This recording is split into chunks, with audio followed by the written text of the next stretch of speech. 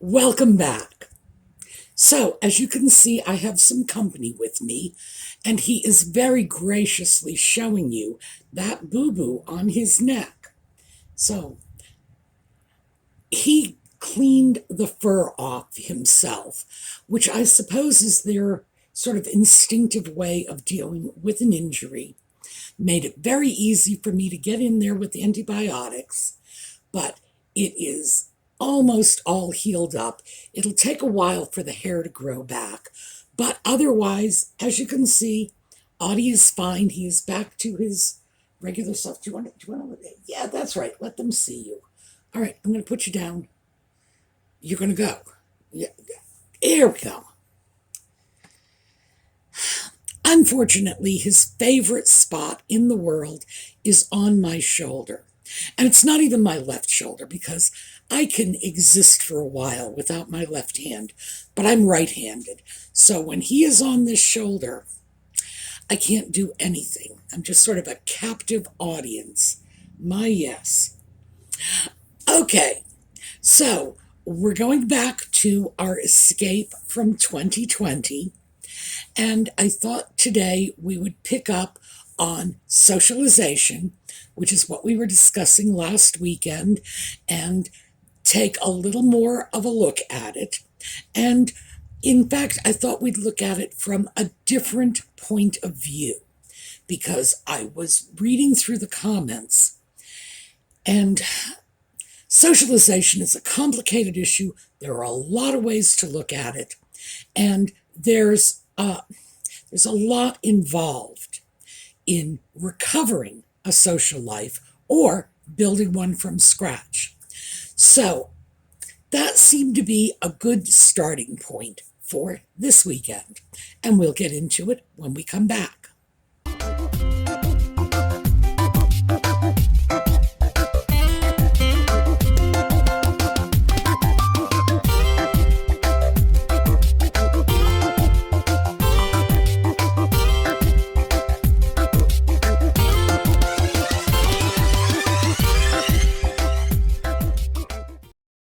So, socialization. What is a good social life? Well, here's the thing. That is as different and varied as there are people on the planet. When I look at the kind of social life I require in order to remain emotionally healthy, it could be very, very different from what you need. And the fact is, what I need today is very different from what I needed 10 years ago or 10 years before that, and maybe very different from what I need 10 years from now or even tomorrow afternoon. And that is because none of us are static. We live, we breathe, we're organic, we grow. And I can say very safely that I've gone, almost the entire spectrum at one time or another in my life. And we all know what that spectrum is.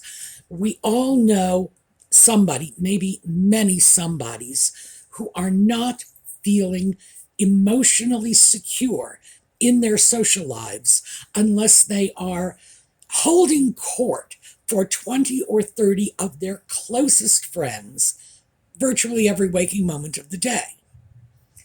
We also know at least one or two people, and I find often it's family members, people that are in our lives because circumstance thrust them in there. The very nature of these people indicates they don't float into your life voluntarily very often. Those are the people who pulling the book out of their hands is like pulling the teeth out of their mouths. And they're practically living in caves like trolls. And it's just a struggle to grab them and say, come, there is sunshine, bask in the warmth. And those people seem very content to have what most of us would consider to be virtually no social life at all. And in the middle, and believe me, that covers a lot of ground. That's where most of us are going to fit.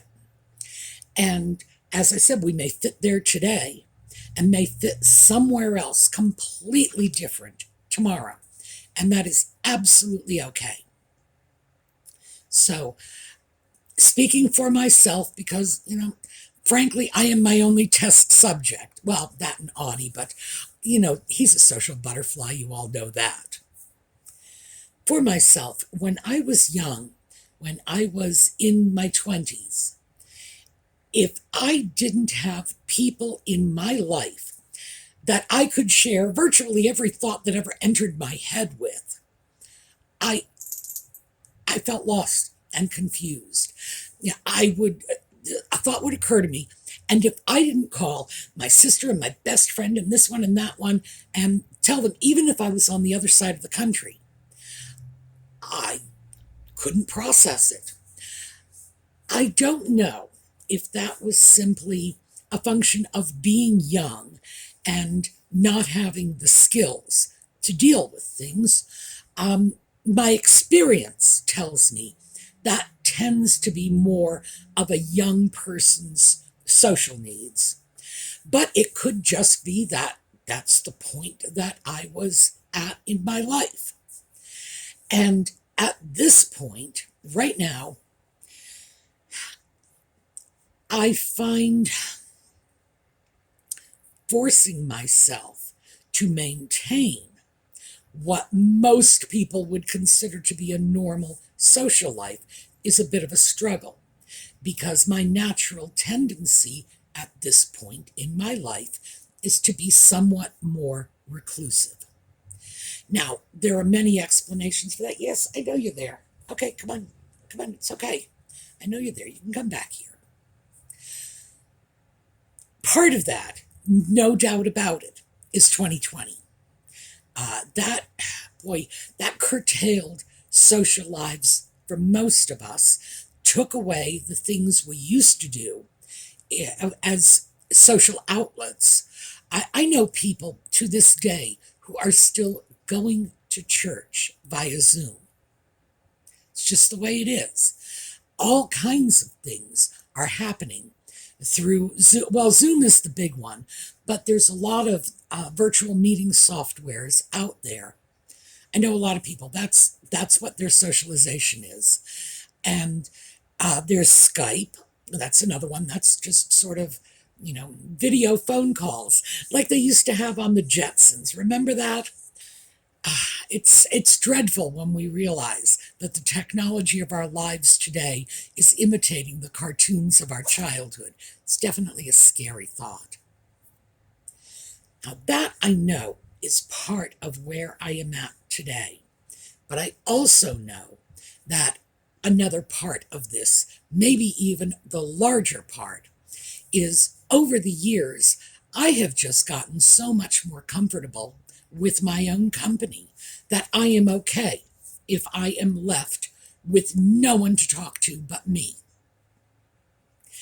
And I think that tends to happen for a lot of us, that eventually we just hit a point where we are so accepting of who we are and what's going on in our lives that we're okay if we have to live with nobody but ourselves for a period of time.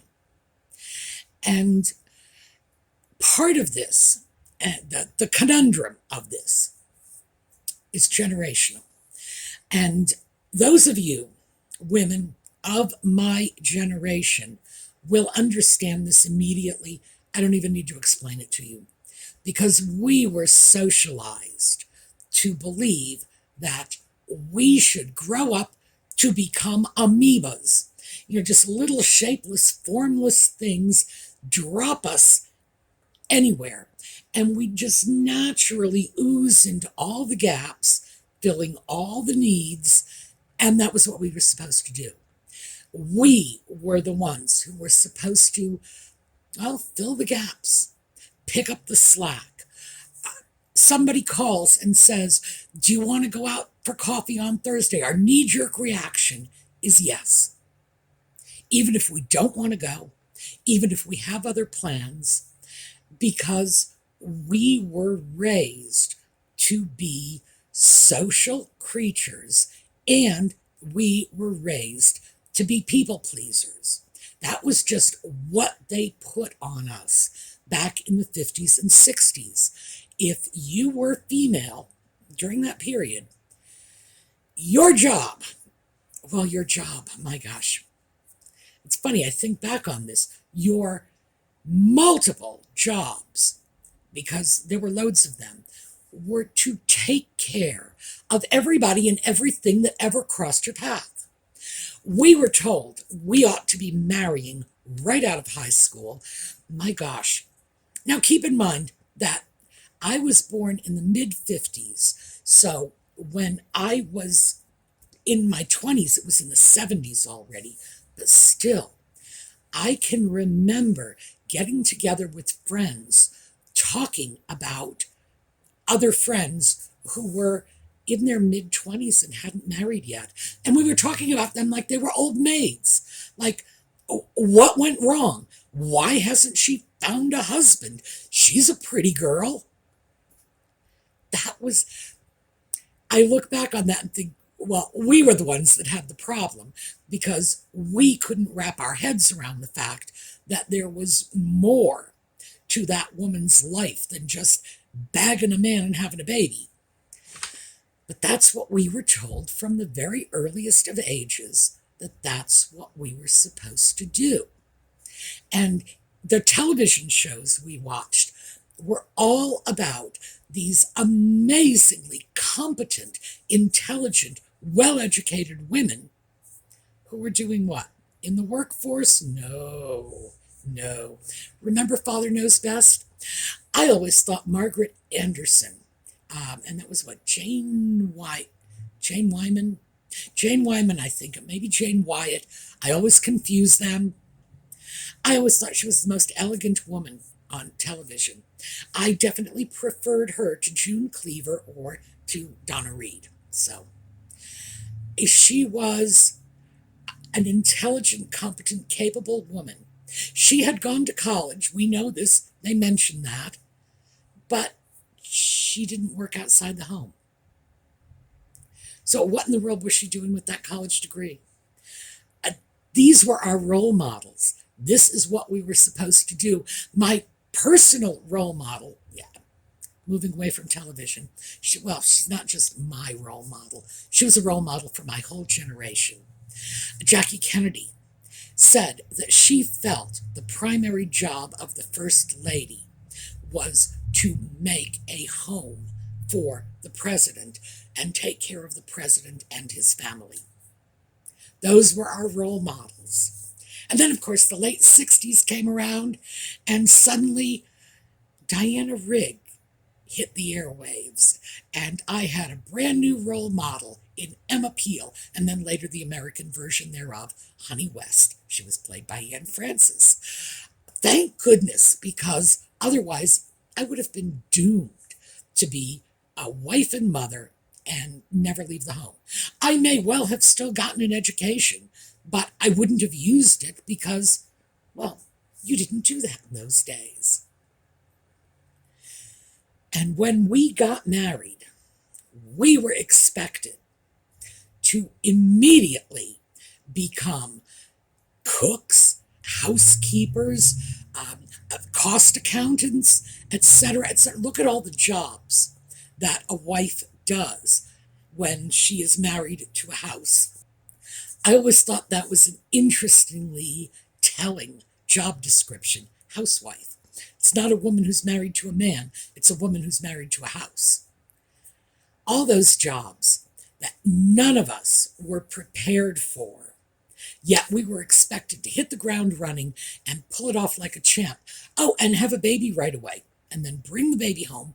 And the moment the baby comes home from the hospital, we were expected to be expert nurses and professional early childhood educators, etc., etc. We were expected to just be all things to all men. Now, obviously, those are the rules we brought into all of our social relationships, not just the family relationships. That's how we were told to relate to people. What can I do for you? Does it matter if it's convenient to me? No. Does it matter if I have to change my plans? No. Just how can I serve you? And keep in mind, I do have to say this, because even though I'm making the socialization of my generation sound dreadful, we were not the real victims of the changing times. That would be our mothers. Because by the time most of us became adults, we had two-income families as the norm. When our mother's generation became adults, they did not. But then they saw that coming, and they also saw the coming of quick and easy divorces, and they began to identify as displaced homemakers when they no longer served the function in the home. The kids grew up, went off, had their own lives, and then these women, unfortunately, in rather large numbers, were divorced, cast aside, with no skills to prepare them for the world, and at a point in life where new skill acquisition is not easy. So keep in mind, when I say this is what was thrown on us, it was even worse when we consider our mothers. And let's not lose sight of the fact that our mothers were the Rosie the Riveter generation. They were the women who worked in the defense plants in the Second World War. And when the boys came back from overseas, many of them continued to work so that their new husbands could get educations on the GI Bill, and suddenly got phased out of everything. Those were the women who were really sort of, I guess, the victims of feminism. They were liberated from the only thing they ever knew. This was their baseline. Feminism came along and said, there's more for you, and they didn't recognize that. They didn't know it. They didn't want it. They didn't believe it. So, yeah, our generation has it a little better, but we still have that social indoctrination that we are the ones who have to be picking up all the pieces all the time. And conformity, that's the other one. So we've got a lot of little pieces to this puzzle. We have to conform to the standard expectations of the society around us. And that can be a big problem when we begin to assess our social lives. All of these play in. And if we're going to address our social lives, how to improve them, how to make them better, how to get them where we want them to be, the first thing we need to understand is that it's all about where we want them to be. We own them. This is ours. We have 24 hours in a day, 7 of those in a week, etc., etc. Follow it out, and it's something like 8,760 hours in a year. We choose how much of this we want to share with other people. Now, all of us have different circumstances, so we're all sharing different amounts of this time. But I've always rather thought of it like a real life board game. 8,700 hours. Somebody's handing it to you, and you have to take those hours and trade them for the things you need. So a certain number of hours will be traded for employment so that you can keep yourself fed. A certain number of those hours will be devoted to your children, if this is what you have in your life, your partner, spouse, etc. And then there's a certain number of hours that is available to you to spend on your social life. The problem that far too many of us face is that there is a disconnect between the amount of time we would like to spend socializing and the amount of time that we are actually spending socializing. And it cuts both ways. Some of us are sitting around saying, I am so bored, I wish I had more of a social life. Others are sitting around saying, please, I just do not want the phone to ring. Just give me one hour. I'll be happy. Don't want the phone to ring. Because we have more social demands on us than we are comfortable meeting. Now, this all goes back to what I was saying about who we were raised to be. We were raised to be people who didn't complain about that. We were raised to be adults who simply made more time. We would rob Peter to pay Paul because we were taught not to say no. We were raised to be people pleasers. If our family wants us at the family picnic next Saturday, and we have the opportunity to get in a couple of extra hours at the job, maybe we might really want that extra money.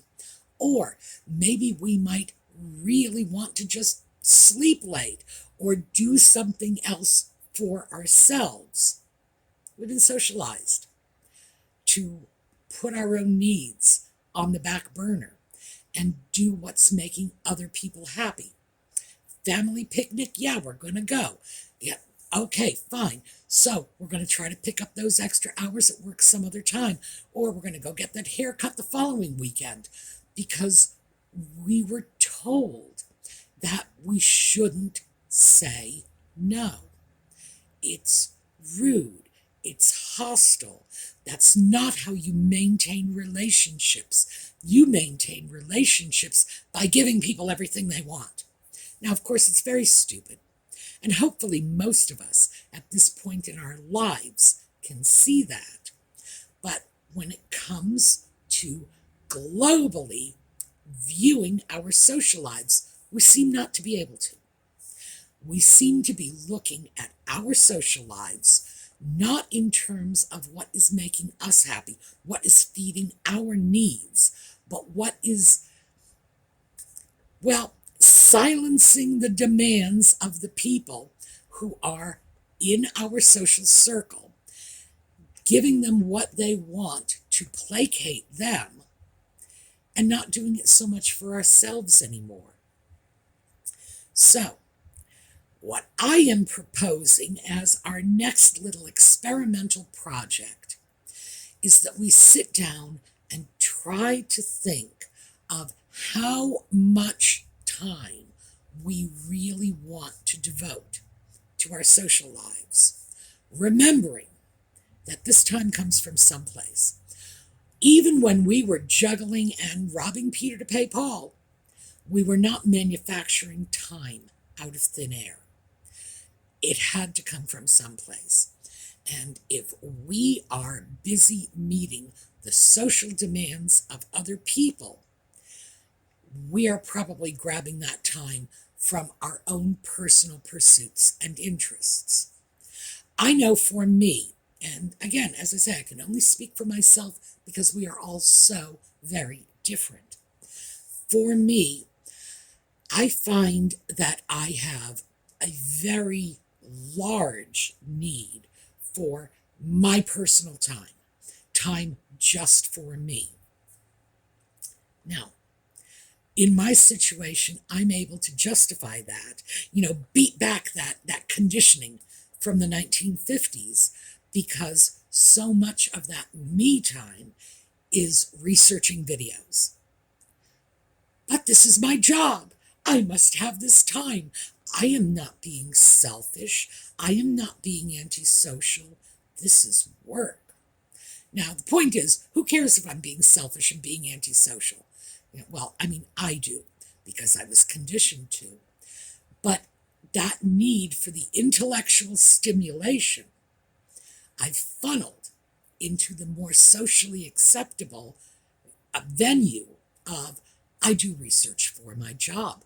I do research for these videos. And yes, of course, I am just practically plugged into that computer. And you give me a sunny day and I'm off at a library somewhere. Because that is what I love to do. And I love the intellectual stimulation of research. And I keep telling myself, yeah, we may be able to stave off Alzheimer's this way. Who knows if it's true? Well, time will tell. If I start making videos and you start saying to yourself, well, what chicken is she talking about exactly? That's when you've realized I've lost the battle with Alzheimer's.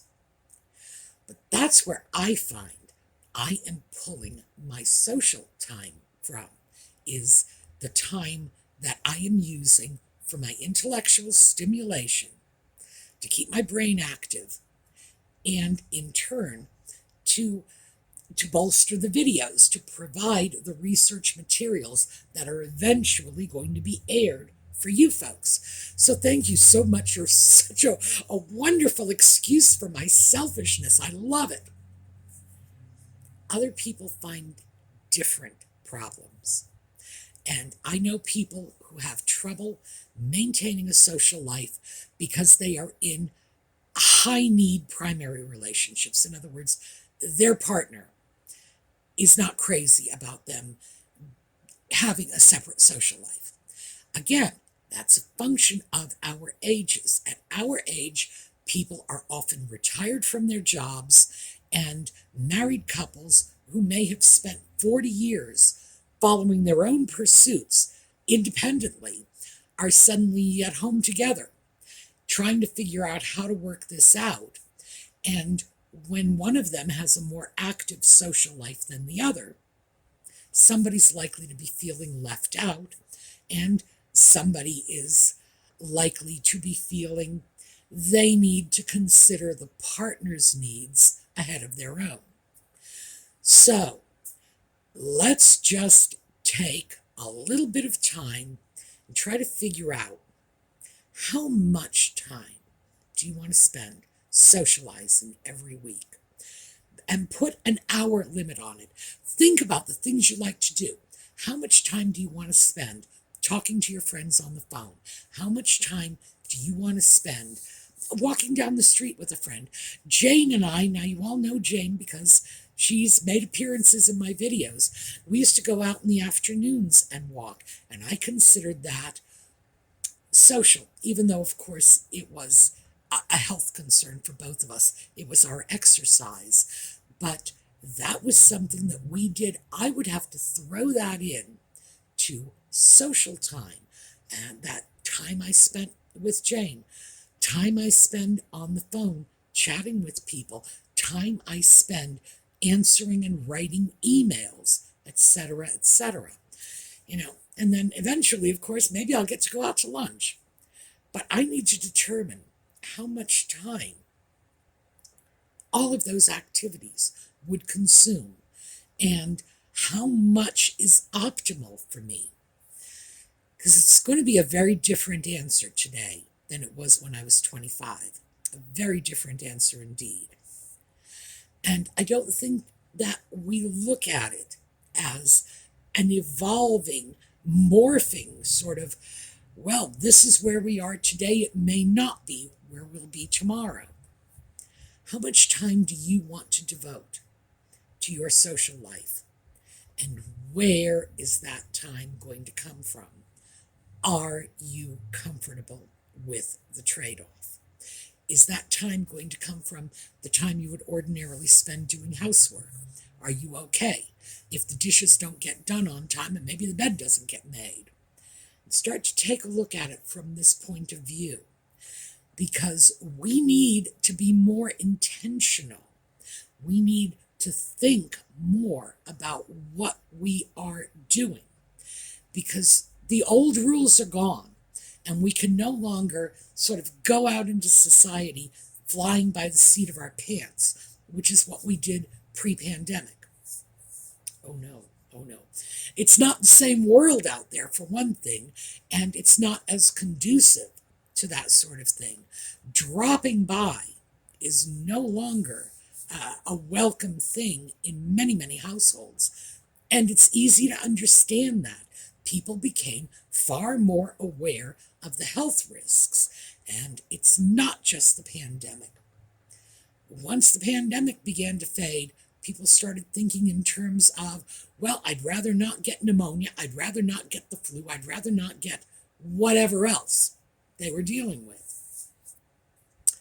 So I think that would be a useful exercise. How much socialization time do we need? Because we already talked about finding ways to fill that face-to-face one-on-one socialization. But and this is my bad, because after all, I'm running the discussion, so I got no one to blame but myself if I don't like where it's going. We never really took a look at how much of this do we need. Because I suspect for many of us, possibly even most of us, we might find that a monthly book club meeting or a monthly garden club meeting is going to go a long way toward meeting our social needs. We probably do not need daily social interactions. There's certainly not much more than we would get outside of our own homes. We probably don't need that. And once we have a better idea of what we're planning for, we're going to be better able to plan it. So, where I am leading you off here is let's be intentional. Let's understand what we need, what's involved, and we'll go from there. And I thought maybe tomorrow we would talk about traveling. Traveling as older people, traveling as single people, traveling in particular as women, as solo travelers. I know a lot of us have gotten to the point where we think, I don't want to go to a strange city. I am an older woman. I will be a crime victim. I will have target right across my head. Not necessarily. There are a lot of ways to do this safely and in groups. So, thought that's where we would go with this tomorrow. Meanwhile, we are going to take a look at a slideshow on the way out. Have a terrific day.